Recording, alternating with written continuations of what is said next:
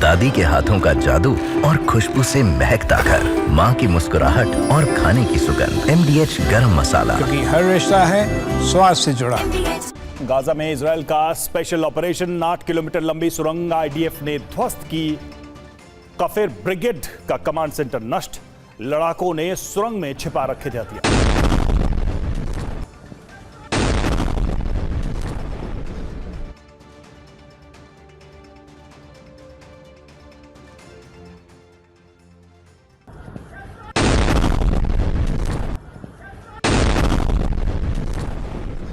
Israel और Hamas की जंग में गाजा पर हमले और भी ज्यादा तेज हो गए। हमले की गति बढ़ाने की सतही वजह यह बताई गई है कि अबू उबैदा की मौत के बाद इजराइल दूसरे हमास के लीडर्स को खत्म करना चाहता है। लेकिन दूसरी वजह का पता चलती है ट्रंप की नीति और भविष्य की योजना से। आखिर क्या है ट्रंप की वो नीति और क्या है उनका गाजा प्लान, देखिए इस रिपोर्ट। इजराइल और हमास के संघर्ष में पहले शांति स्थापना की हर कोशिश नाकाम हुई और अब शांति स्थापना की उम्मीद भी पूरी तरह से खत्म हो चुकी। इजराइल ने गाजा पर कब्जे के अभियान के तहत अब हमलों की गति तेज कर दी।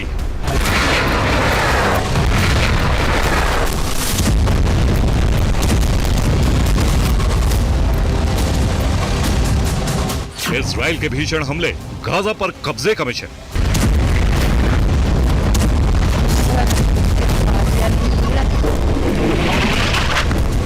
ये तस्वीरें बता रही हैं कि इजराइल न सिर्फ हमास को टारगेट कर रहा है, बल्कि गाजा को तबाह करने के लिए चप्पे चप्पे पर बारूद बिछा रहा है, जिसमें हमास के लड़ाकों की मौत तो हो रही, साथ ही गाजा में बचे आवासीय ब्लॉक्स को भी ध्वस्त करने के लिए आगे बढ़ रहा है।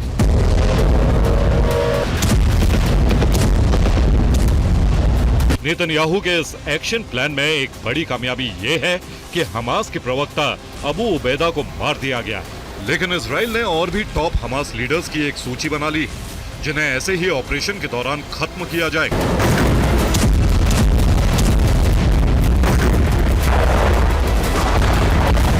और इनमें प्रमुख नाम है is all Deen Al Haddad उर्फ अबू सुहैब, जो इस समय अल कसाम ब्रिगेड के कमांडर के रूप में काम कर रहा है और हमास की राजनीतिक विंग में भी अहम भूमिका निभा रहा है।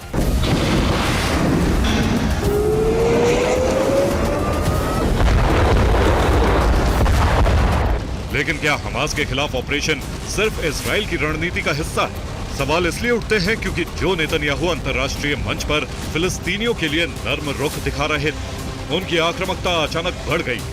इजराइल ने यमन पर भीषण हमला किया और उसके टॉप लीडर्स को खत्म कर दिया। अब हूती इंतकाम की आग में जल रहा है। इजराइल से बदला लेने की तैयारी चल रही है। ऐलान कर दिया गया है कि इजराइल को इसका अंजाम भुगतना होगा। इजराइल सतर्क है और इस बीच हूती विद्रोहियों ने सना में संयुक्त राष्ट्र के दफ्तर पर धावा बोल दिया और 11 कर्मचारियों को बंधक बना लिया। सना में इजरायली जेट की बमबारी का बदला लेगा हूती।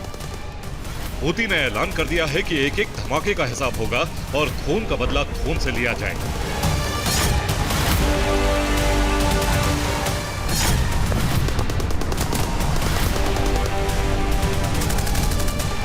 हूती के राजनीतिक परिषद के प्रमुख मेहदी अल मशात ने कहा है कि हम इजराइल से बदला लेंगे।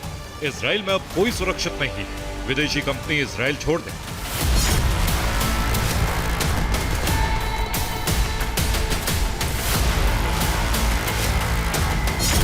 यमन में हूती लड़ाकों ने इजराइल पर दबाव बढ़ाने के लिए UN के दफ्तर पर धावा बोला।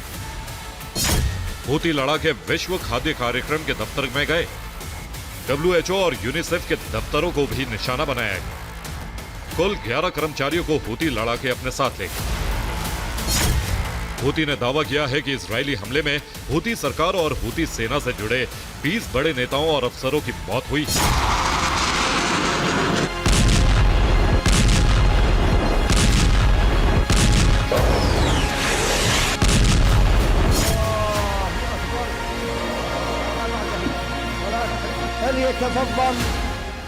हूती सरकार से जुड़े जो लोग मारे गए हैं, उनमें हूती के प्रधानमंत्री अहमद गालिब अल रहावी, सामरिक मामलों के मंत्री समीर मोहम्मद अहमद बजाला, कृषि मंत्री रदवान अली अल रुबाई, वित्त मंत्री मईन हाशिम अहमद अल महकरी, न्याय मंत्री मुजाहिद अहमद अब्दुल्लाह अली, सूचना मंत्री हाशिम शरफ अल दीन, शिक्षा मंत्री हसन अल सादी, विदेश मंत्री जमाल अहमद अली आमिर, उप गृह मंत्री अब्दुल मजीद अल मुर्तदा और मिलिट्री ऑपरेशन के कमांडर सकर अल शर्काबी शामिल।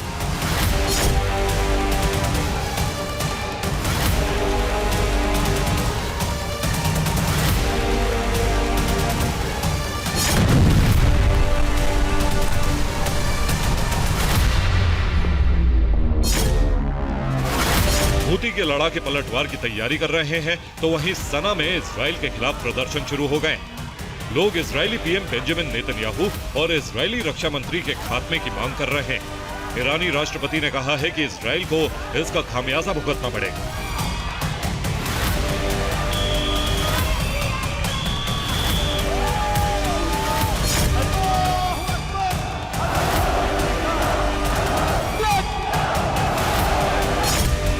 हूती अब नेतन्याहू और उनके मंत्रियों को टारगेट कर सकता है। यही वजह है कि नेतन्याहू और उनके मंत्री अंडरग्राउंड हो गए। कैबिनेट की बैठकें भी बंकर में हो रही।